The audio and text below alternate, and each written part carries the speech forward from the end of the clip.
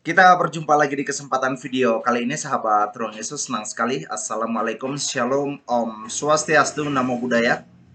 Dalam muatan video kali ini sahabat Ruang Yesus, saya kemarin menemukan ada satu berita yang begitu sangat mengejutkan juga. Karena gerakan koin katanya mereka mau mengumpulkan dana untuk membantu Pak Anies Baswedan mengembalikan dana 50 miliar yang dia ambil dari Pak Sandiaga Uno. Tetapi Pak Sandiaga Uno sendiri katanya dia mau mengikhlaskan 50 miliar tersebut. Artinya masalahnya sudah selesai. Orang yang merasa dirugikan sudah tidak lagi mempermasalahkan masalah tersebut. Tidak perlu lagi untuk diheboh-hebohkan di sosial media atau juga di pemberitaan nasional kita. Pesan yang berikutnya, jangan lagi untuk lakukan gerakan koin tersebut. Itu untuk mengambil dana dari masyarakat. Itu pesan saya. Nah, satu lagi, berita yang begitu sangat mengejutkan juga pagi ini saya baru temukan, itu dari konten Jatim. Nah, saya mau bacakan dulu berita tersebut kepada kita supaya biar lebih jelas. Apakah benar atau betul? Ya karena saya bingung. Nah, di dalam pemberitaan dari berita ini katanya Pak Anies Baswedan juga berhutang 90 miliar untuk pekerjaan Formula E. Apakah benar atau betul? Ya, saya mau bacakan dulu beritanya. Ini dari konten Jatim Surabaya. Pegiat media sosial Yusuf Muhammad menyoroti desas-desus adanya hutang piutang antara bakal calon presiden Pak Anies Baswedan dengan Pak Sandiaga Uno. Hal itu terjadi sejak keduanya berduet di Pilgub DKI 2017 silam. Diketahui dalam sejumlah keterangan utang Anies tersebut mencapai 50 miliar. Namun Sandiaga mengatakan ia sudah mengikhlaskan dengan nominal tersebut. Coba bayangkan. Nah, dalam penjelasannya, demi sebuah jabatan gubernur, Anies rela sampai harus berhutang 50 miliar rupiah. Iya juga ya. Untuk jabatan saja, dia rela untuk berhutang. Bagaimana untuk proses pencapresan ke depan? Apakah dia akan berhutang lagi? Ya, saya tidak tahu. Mungkin Pak Anies Baswedan sudah mempersiapkan dananya. Ya, siap-siap dari mungkin kumpulkan dana-dana dari yang lain gitu. Ya, aku nggak tahu. Makanya sebagai netizen ya, sebagai rakyat biasa ini mau mempertanyakan supaya jangan sampai itu mengintimidasi. Kalau nggak gol atau nggak jadi presiden, ditagih kan nanti jadi bingung, juga malu gitu ya. Oke, kita lanjutkan. Terkait dengan hutang, Yusuf mengatakan Anies masih meninggalkan utang 90 miliar untuk Formula E. Nah, ini dia. Ya, silakan dilihat sendiri. Supaya jelas data, fakta, bukti yang saya ambil. Saya mempertanyakan apakah betul atau betul ini. Benar nggak sih dengan masalah 90 miliar untuk Formula E ini?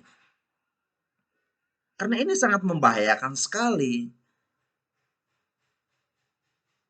Saya nggak tahu bagaimana untuk menyikapi ini, tapi saya cuma mendorong supaya Pak Anies Baswedan mohonlah untuk diklarifikasi isu-isu yang seperti ini karena memberi pengaruh yang sangat fatal kepada Pak Anies Baswedan mengenai dukungan kepada Pak Anies Baswedan, mempengaruhi elektabilitasnya Pak Anies Baswedan. Jangan anggap remeh dan sepelekan masalah-masalah yang seperti ini. Pak Yusuf ini begitu jelas dan tegas menyatakan bahwa Pak Anies Baswedan ini meninggalkan utang 90 miliar untuk Formula E. Ya bingung juga bagaimana ini? Siapa yang akan membayar? Siapa yang akan menyelesaikan? Dibebankan kepada siapa? Artinya harus bertanggung jawab. Kalau memang masalahnya sudah beres atau sudah selesai, ya sampaikanlah di forum umum supaya bisa memberitahukan bahwa itu adalah isu yang miring, isu yang tidak benar, atau bisa saja itu informasi yang salah.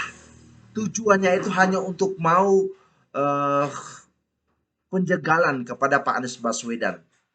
Tegaslah bicara seperti itu supaya jangan eh, memasang opini kepada pendukung untuk seolah-olah ini berita yang sengaja dibuat.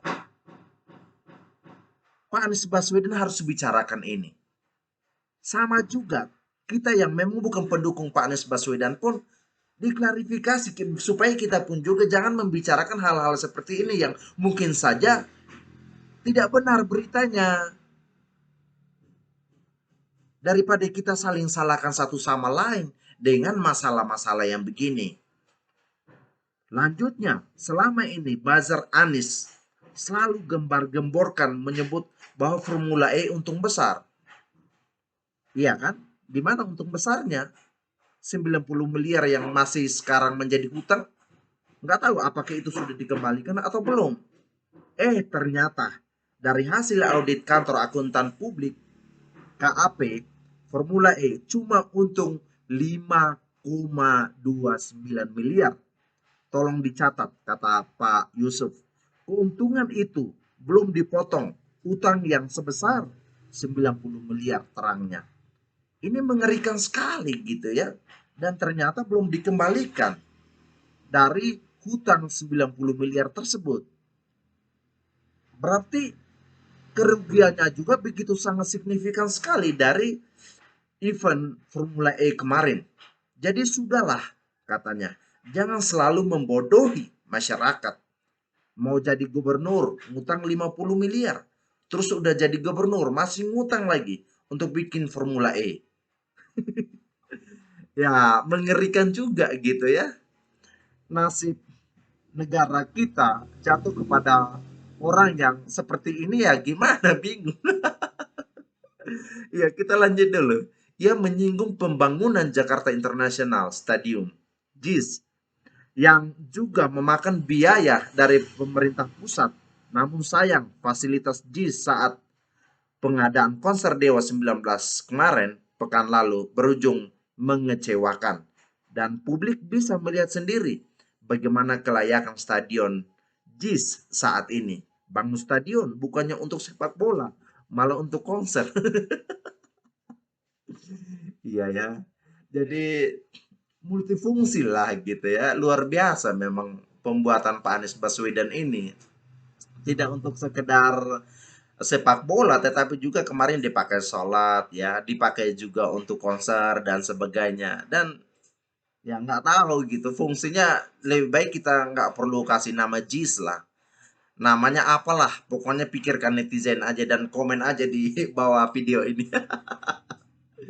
Ya, hal itu karena akses untuk keluar masuk stadion masih belum memadai. Selain itu, jalur transportasi juga belum terintegrasi sehingga banyak pengunjung yang terpaksa harus berjalan kaki berkilo-kilometer. Jujur, jujur saja ya, entah kenapa ya. Pokoknya apapun yang dibangun Anies selalu menimbulkan banyak masalah. Iya, nggak tahu kenapa bisa begitu ya. Apakah karena kurang memantau lokasi dari jalannya pekerjaan atau memang kontraktornya itu asal-asalan? Ya kita nggak tahu. Kita tanya aja lah sama Pak Anies Baswedan. Ya. Nah, jadi saya tidak mau melanjutkan lah, nggak enak juga. Intinya Pak Anies Baswedan, tolong klarifikasi lah dari isu ini supaya kita pun juga jangan mengangkat-ngangkat kasus ini seolah kita memusuhi Pak Anies Baswedan dan juga pendukungnya Pak Anies Baswedan juga jangan sembarang serang kita juga seolah-olah karena kita menyerang Pak Anies Baswedan, tetapi karena memang fakta dari berita ini jelas. Kita lihat dari berita yang benar-benar itu diakui Jadi kita nggak sembarang, kita hanya mau mempertanyakan saja. Bukan karena kita berbeda lalu kita memusuhi, oh enggak, kita nggak memusuhi. Kita cuma hanya minta klarifikasi, sampaikanlah ke publik, supaya publik pun juga bisa tahu dan mengerti duduk persoalannya seperti apa. Ya, jadi pesan saya satu kali lagi, jangan lagi menggalang dana untuk gerakan koin, mau mengumpulkan dana dari masyarakat untuk mengembalikan dana ke Pak Sandiaga Uno masalah hutang Pak Anies Baswedan itu karena Pak Sandiaga Uno sudah mengikhlaskan nominal tersebut. Ya, saya mau pamit undur diri. Terima kasih semua sahabat Ruang Isu sudah menonton video ini sampai selesai. Jangan lupa like, komen, dan subscribe supaya tetap ikuti video-video terbaru lainnya di channel YouTube Ruang Isu. Salam NKRI.